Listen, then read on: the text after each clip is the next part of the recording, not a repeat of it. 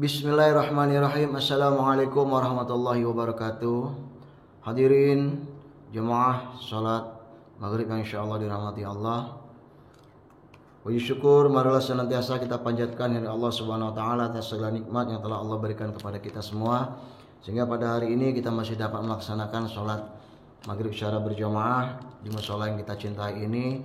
Salawat dan salam semua tetap tercurah kepada baginda kita Nabi Muhammad sallallahu alaihi wasallam, dan juga kepada para pengikutnya, para keluarganya hingga yaumil akhir. Amin ya rabbal alamin. Jemaah salat maghrib yang insyaallah dirahmati Allah. Kita tahu sebagai seorang muslim kita telah mengamalkan rukun Islam yang 5. Dan sudah pernah kita bahas kalau tidak salah beberapa waktu yang lalu rukun Islam yang kelima.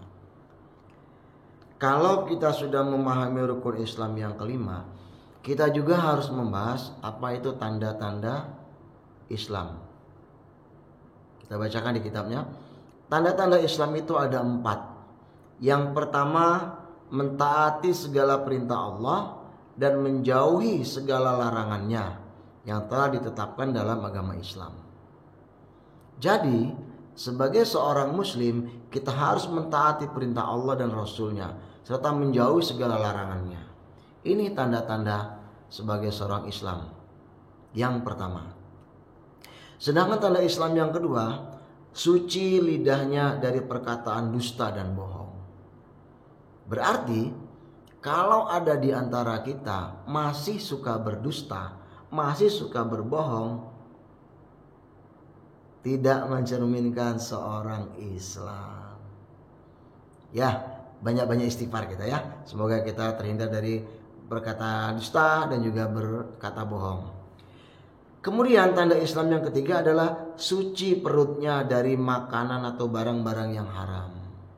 Berarti kita sebagai seorang muslim hendaknya kita harus memakan dan meminum dari sumber yang halal, mencari rezekinya yang halal, mencari uangnya yang halal, memberikan kepada keluarga yang halal, membeli makanan, minuman, semua harus yang halal. Inilah salah satu tanda Islam yang ketiga. Tanda Islam yang keempat adalah suci badannya dari segala maksiat dan tamak. Kalau kita dalam kehidupan sehari-hari di sekitar kita ada yang berbuat maksiat, contoh meminum minuman keras, perbuatan riba, rentenir, dan maksiat yang lainnya, membuka aurat bukan pada tempatnya, ini juga merusak tanda-tanda Islam. Kalau ada seorang muslimah yang membuka auratnya di depan halayak umum, ya akan merusak ajaran Islam tersebut. Kemudian tamak serakah. Kalau seseorang itu sudah serakah akan harta benda, akan kekuasaan, udah tamak, ini juga akan merusak Islam. Kalau ada orang itu serakah dalam mencari rezeki,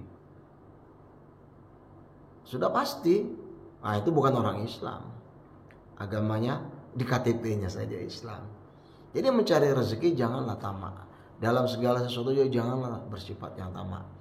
Jadi itulah tanda-tanda yang mengaku dirinya beragama Islam. Kita ulangin, tanda-tanda orang Islam itu ada 4. 1, mentaati segala perintah Allah dan menjauhi segala larangannya yang ditetapkan oleh agama Islam.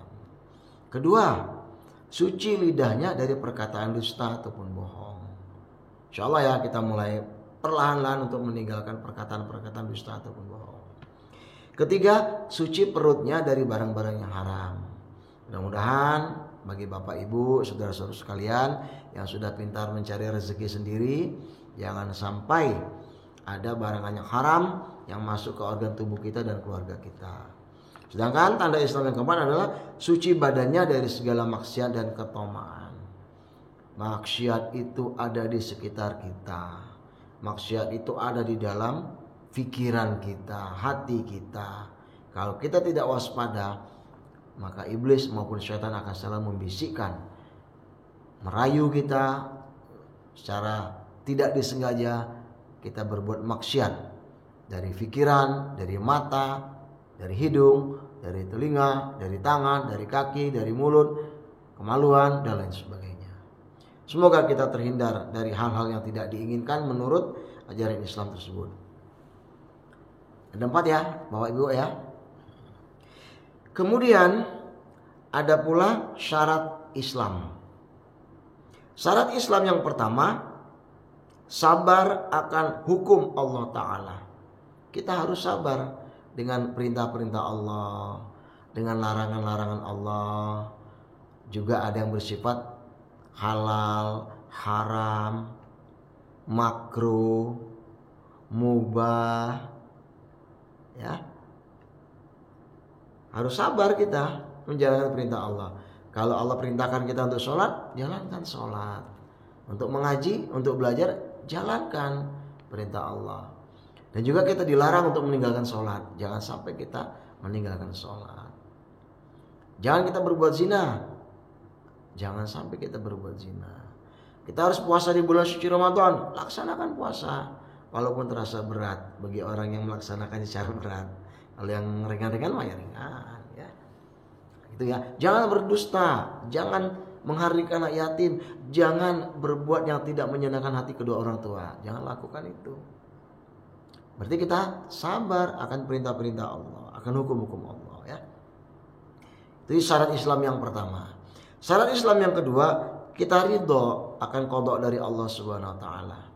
Allah mengqadhakan kita menjadi seorang laki-laki, seorang perempuan harus ikhlas. Jangan berpikir sudah kita jadi laki-laki, enak jadi perempuan. Yang perempuan, enak jadi laki-laki. Enggak usah.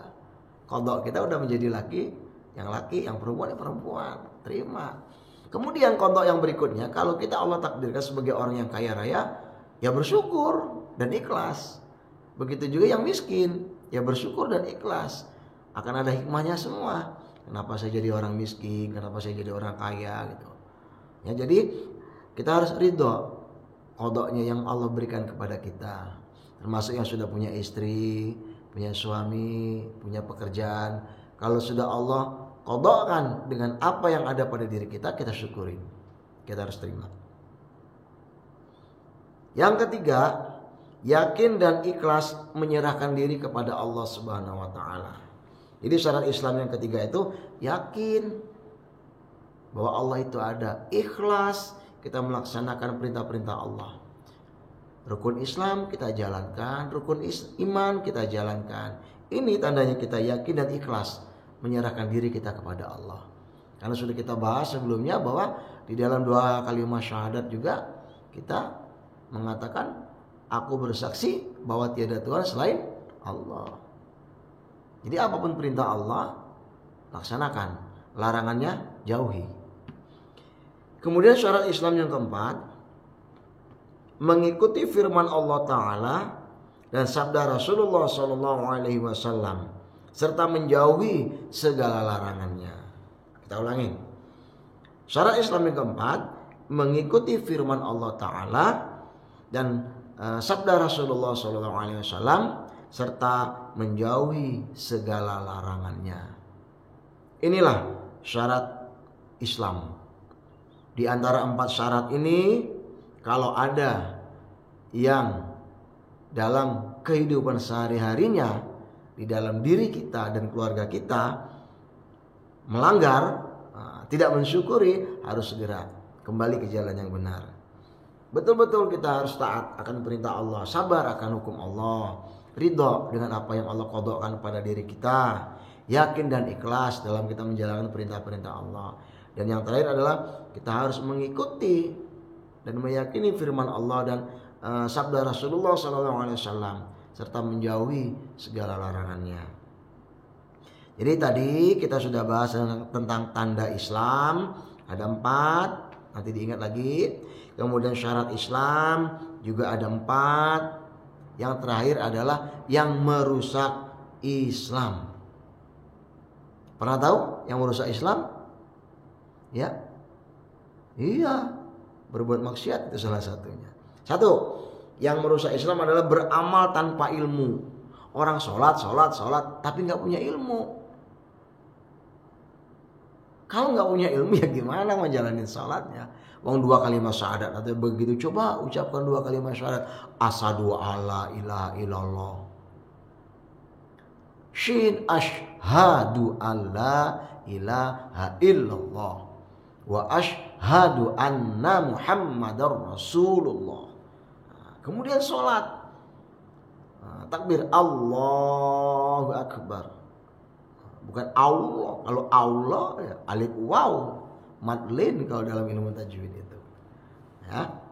Jadi kalau sholat, kalau ibadah-ibadah yang lain, sholat, puasa, zakat, haji, mengaji, kalau nggak tahu ilmunya, ya rusaklah Islam ini. Ngakunya Islam tapi nggak bisa ngaji. Katanya orang Islam, ditanya sholat subuh jam berapa? Nggak sholat subuh. Tadi sholat jam setengah 6 atau jam 6. Setengah 6 masih subuh ya. Jam 6, jam 7. Aduh, ini salah satu merusak Islam itu. Orang beramal tanpa ilmu. Kedua, mengetahui segala perintah dan larangan dalam agama Allah atau agama Islam, akan tetapi tidak dikerjakan. Dia tahu perintah Allah itu. Dia tahu larangan Allah. Tapi perintah tidak dikerjakan, larangan mana dikerjakan. Sudah tahu sholat zuhur itu jam 12-an. Dia sholat zuhur jam 3. Nah, lalai walaupun menjalankan perintah itu. Sudah tahu sholat subuh itu wajib bagi yang sudah akil balik, dia nggak sholat subuh. Sudah tahu puasa itu wajib di bulan suci Ramadan, dia nggak puasa. Sudah tahu berbohong itu dosa, dia berbohong terus. Sudah itu riba itu nggak baik, dia melakukan riba terus. Nah ini yang merusak Islam yang kedua itu. Dia tahu perintah dan larangan, tapi perintah dia tinggalkan, larangan dia kerjakan. Kemudian yang ketiga yang merusak Islam itu tidak tahu dan tidak mau bertanya. Sudah tidak tahu rukunnya sholat tapi tidak mau belajar. Sudah tidak tahu caranya ruku dan sujud, bacaan sholat, nggak mau belajar. Yang merusak Islam juga ini. Yang keempat, mencela orang yang berbuat kebajikan. Nah ini suka ini. Kadang-kadang katanya bercanda. Nggak taunya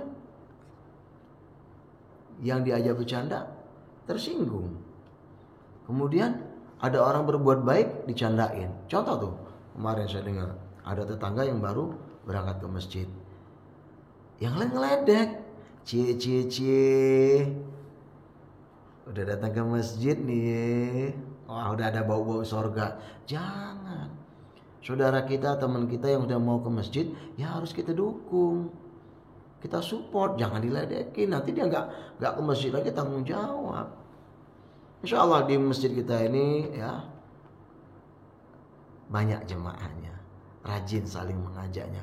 Mudah-mudahan ini dapat kita teruskan kegiatan-kegiatan yang baik seperti ini dalam rangka menunggu waktu-waktu ibadah berikutnya. Kita isi dengan kultum, kegiatan-kegiatan majelis taklim ini. Mudah-mudahan pada hari ini rukun Islam yang sudah kita bahas terlebih dahulu kita sudah hafal dan amalkan. Kita juga harus tahu sebagai orang muslim, harus tahu tanda Islam, kemudian syaratnya Islam, dan yang merusak Islam. Mudah-mudahan kita tergolong orang-orang yang menegakkan ajaran agama Islam, bukan tergolong orang yang merusak agama Islam, maupun bukan orang-orang yang munafik. Demikian saja materi kita pada hari ini. Kita tidak ada diskusi karena waktu kita cukup singkat. Mudah-mudahan nanti pertemuan berikutnya kita akan memberikan materi-materi yang lainnya sehingga kita dapat diskusi dengan lebih baik lagi. Terima kasih atas segala perhatiannya. Al-Fakir mohon maaf apabila ada kekurangan dan mohon ampun kepada Allah. Mari kita tutup ta'lim ini dan bersama-sama melafazkan doa kifarah majelis. Subhanallah wa bihamdihi, subhanakallah wa bihamdika, asyhadu an la ilaha illa anta, astaghfiruka wa atubu ilaik. Assalamualaikum warahmatullahi wabarakatuh.